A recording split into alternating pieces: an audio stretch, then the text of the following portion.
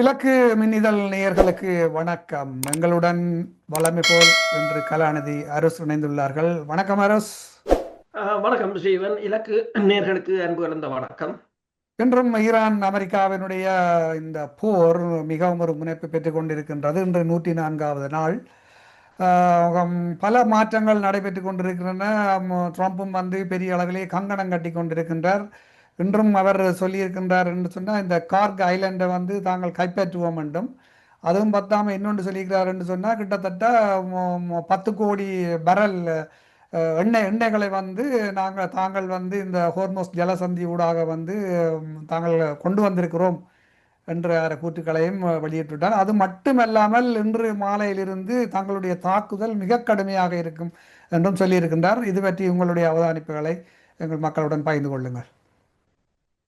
உண்மைதான். என்னென்று சொன்னால், இந்த அப்பாச்சி உலங்கு வானூர்தி வீழ்ந்த பிற்பாடு அமெரிக்கா தனது தாக்குதல்களை அதிகரித்திருந்தது. அதற்குரிய காரணத்தை ஆராய்ந்து பார்த்தால், இந்த அப்பாச்சி ஹெலிகாப்டர்களில் மற்றது A-10 ரக விமானங்களை அவர்கள் இந்த க்ளோஸ் ஏர் சப்போர்ட்டுக்கு பயன்படுத்துவதுண்டு.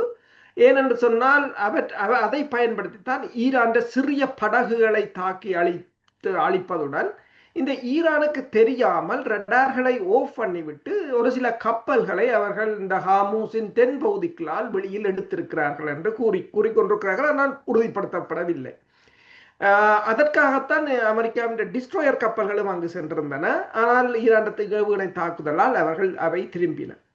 ஆனால் ஈரான் கடந்த திங்கட்கிழமை இந்த உலங்கு வானூர்தியை சுட்டு வீழ்த்தியது அந்த போரின் போக்கை அப்படியே தலைகளாக மாற்றிவிட்டது.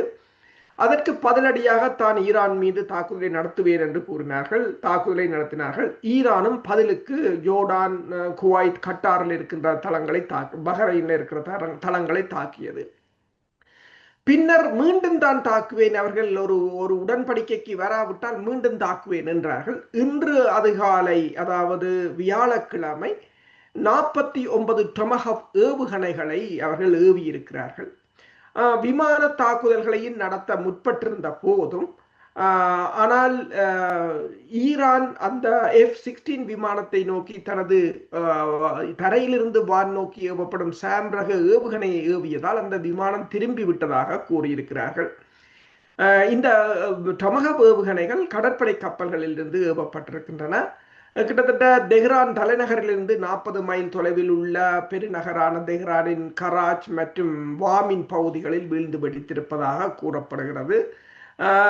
அதே சமயம் இதற்கு பதிலடியாக, அதாவது பந்தர் அப்பாஸாக இருக்கலாம், மற்றது ஈரான் ஹுசேன் தீவாக இருக்கலாம், பல இடங்களை தாக்கி இருக்கிறார்கள். அதற்கு பதிலடியாக ஈரானும் கிட்டத்தட்ட ஜோர்டானை நோக்கி 12 பாலிஸ்டிக் ஏவுகணைகளை ஏவி இருப்பதாக கூறப்படுகிறது. அதே நேரம் பஹ்ரைன் கூறியிருக்கிறது தங்கள் பகுதியை நோக்கி 36 ட்ரோன்களும் பெருமளவான ஏவுகணைகளும் ஏவப்பட்டதாக. குவைத் கூறியிருக்கின்றது கடந்த 24 மணி நேரத்தில் தாங்கள் 25 ட்ரோன்களை தங்கள் பகுதி மீது ஏவப்பட்டிருப்பதாக கூறப்படுகிறது. வளமை போல ஜோர்டான் கூறுகிறது ஈரானில் இருந்து ஏவப்பட்ட ஏவுகணைகள் கிட்டத்தட்ட 20 ஏவுகணைகளை தாங்கள் இடைமறைத்து விட்டதாக கூறியிருக்கிறார்கள். ஆனால் இந்த மிடில் ஈஸ்டர்ன் சேனல் என்ற ஊடகம் தெரிவித்திருக்கிறது, அந்த ஏவுகணைகள் வீழ்ந்து வெடித்ததால் ஜோர்டான் தளத்தில் கிட்டத்தட்ட 3 F-16 விமானங்கள் சேதமடைந்திருப்பதாக கூறியிருக்கிறார்கள். இப்போது இன்னொரு அமெரிக்க ஊடகம் போட்டிருக்கிறது, ஈரான் டியாகோ காசியாவில் இருந்து எழும்புகின்ற அமெரிக்காவின் உளவு விமானங்களை ட்ராக் பண்ணுவதாகவும், ஜோர்டானில் தாக்குதலை நடத்த முதல் ஹங்கர் வழியே இத்தனை விமானங்கள் இருக்கிறது என்பதை வடிவாக ஆராய்ந்து விட்டு தான் தாக்குதலை நடத்தி இருப்பதாகவும், தாக்குதல் நடந்த போது ஹங்கருக்குள் கிட்டத்தட்ட 3 F-35 ரக விமானங்களும் இருந்ததாகவும் அது கூறியிருக்கின்றது.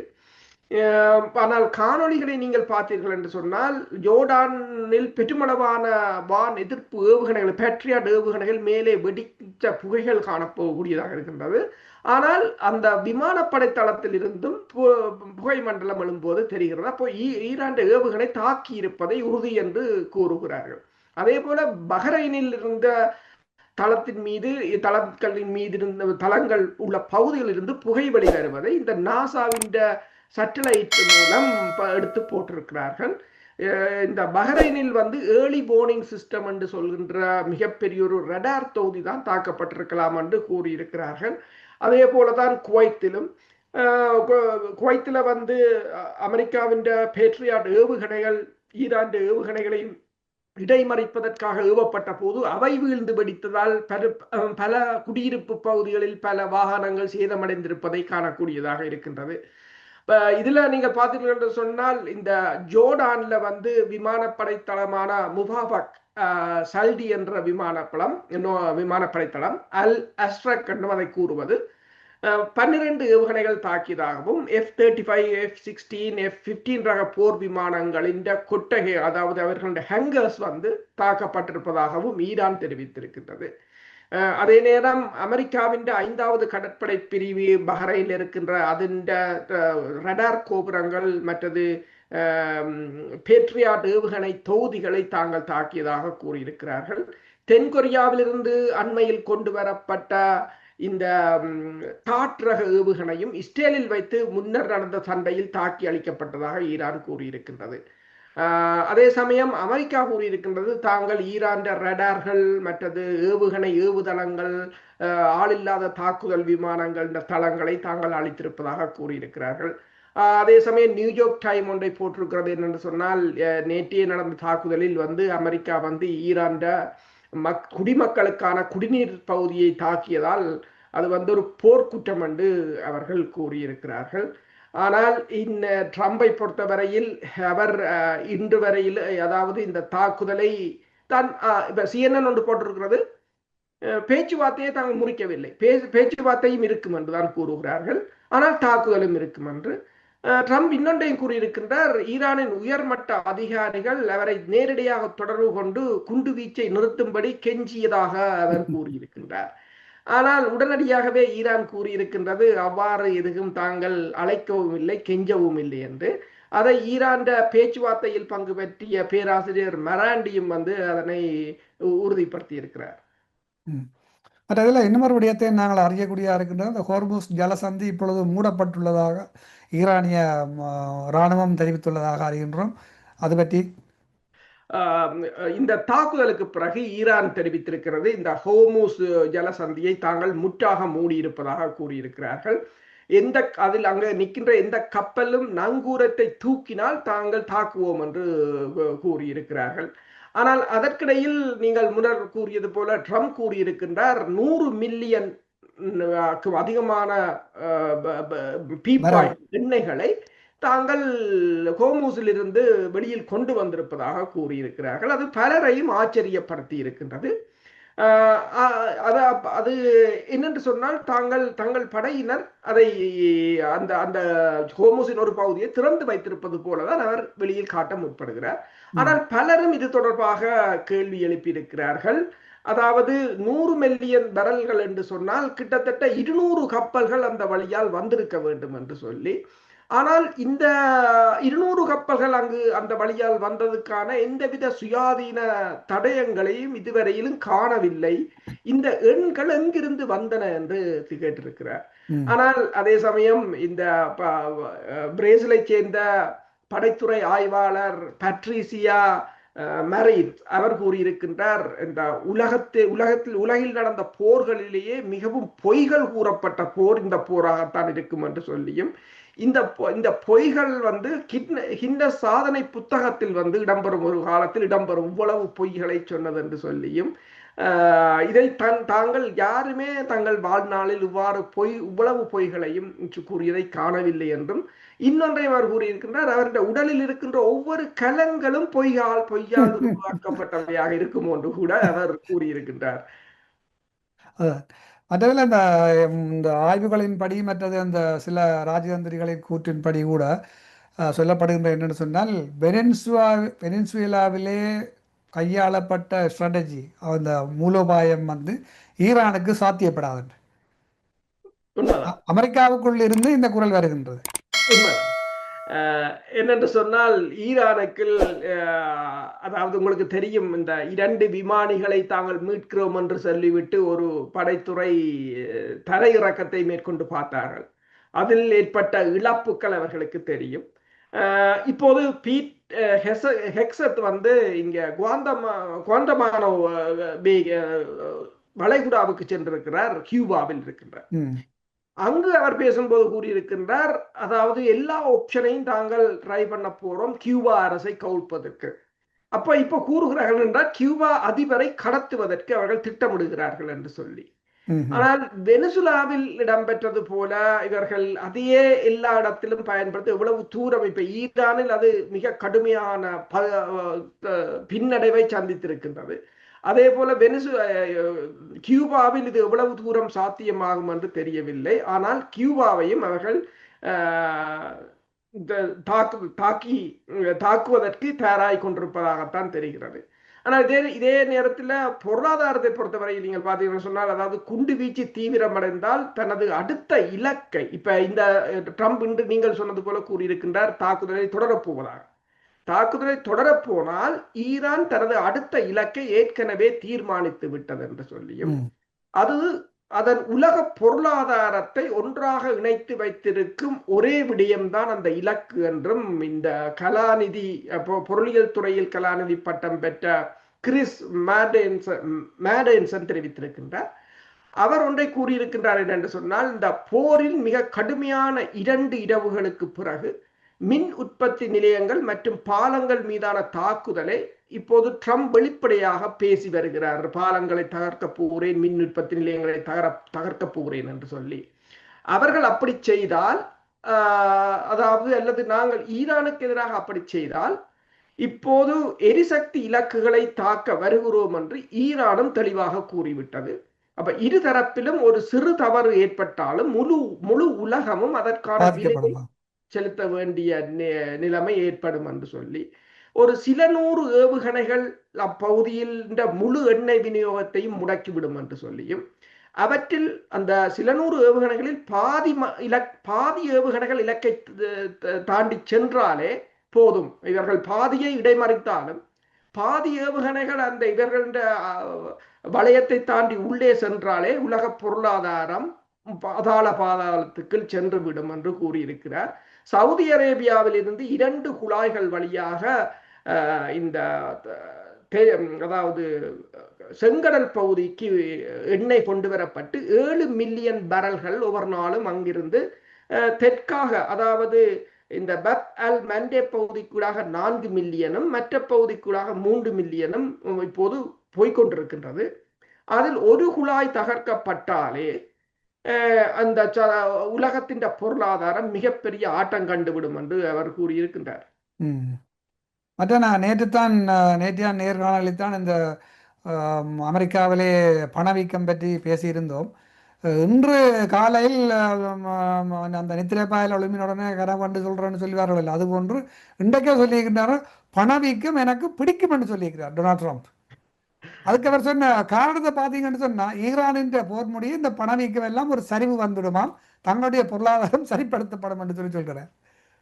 அதைத்தான் உண்மையில் பலரும் இப்போது ஆச்சரியமாக பார்க்கிறார்கள். என்னென்று சொன்னால், இவ்வளவு போர் நடந்தாலும் எண்ணெய் விலை ஏன் $100 அங்கால் போவதில்லை என்றால், அமெரிக்கா ஒரு கடுமையான ரிஸ்க் எடுக்கிறதாகவும் தங்கள் கையிருப்பில் இருக்கின்ற எண்ணெய்களை எல்லாவற்றையும் விற்று தீர்த்து கொள்வதாகவும் தெரிவித்திருக்கிறார்கள்.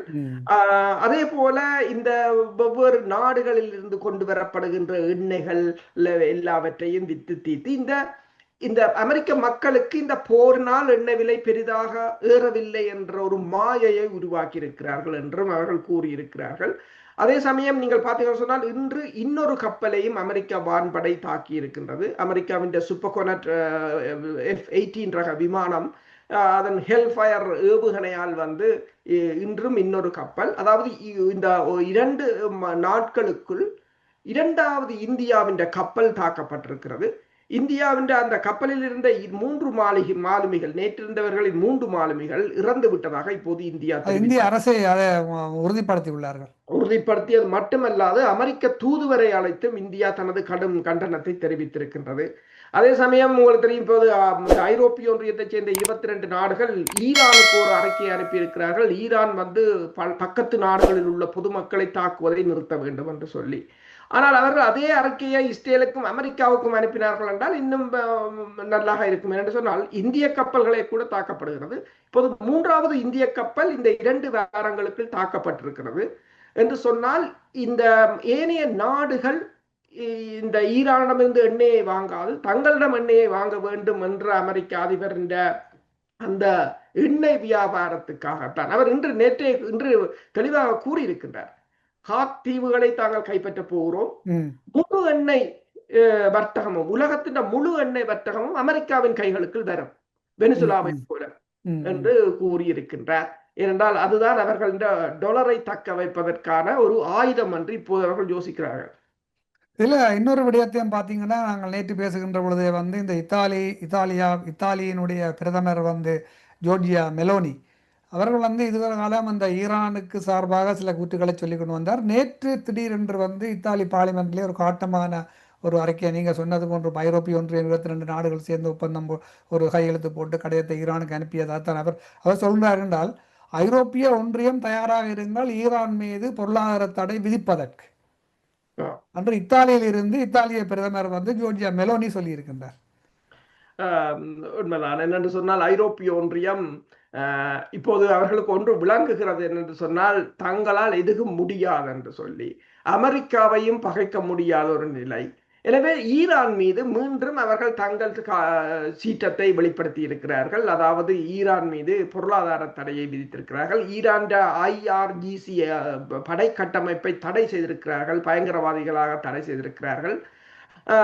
அது மட்டுமல்லாது ஈரான் நிறுவனங்கள் ஈரானுடன் வர்த்தகம் செய்பவர்களுக்கு. ஆனால் அதே போல ரஷ்யா மீது கொண்டு வரப்பட்ட தடையின் போது இந்த முறை இந்தியாவையும் சீனாவையும் ஐரோப்பிய ஒன்றியம் சேர்த்திருக்கின்றது. அதுக்கு சீனா இன்று ஒரு கடுமையான காட்டமான அறிக்கையை வந்து சீனா வெளியிட்டிருக்கின்றது. ஐரோப்பிய ஒன்றியத்துக்கு மிகவும் ஒரு மிரட்டலான தொனியில் தான் அந்த அறிக்கையை வந்து சீனாவின் வெளிவிவகார அமைச்சகம் வந்து வெளியிட்டிருக்கின்றது.